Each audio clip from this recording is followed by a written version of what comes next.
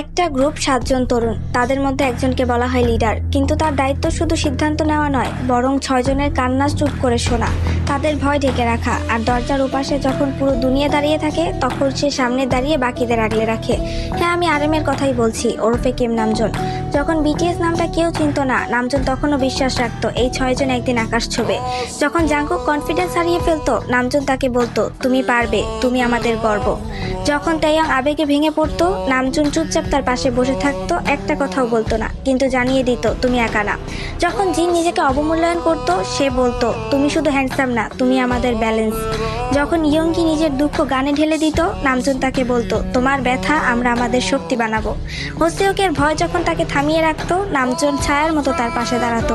আর জিমিনের চোখে যখন অশ্রু আসতো, নামজুন এক ভাইয়ের মতো তার পাশে গিয়ে তার হাত ধরতো। সে কখনো নিজের কষ্টগুলো দেখায়নি, কারণ তার কাছে লিডারশিপ মানে সবার আগে নিজেকে নয়, বাকিদের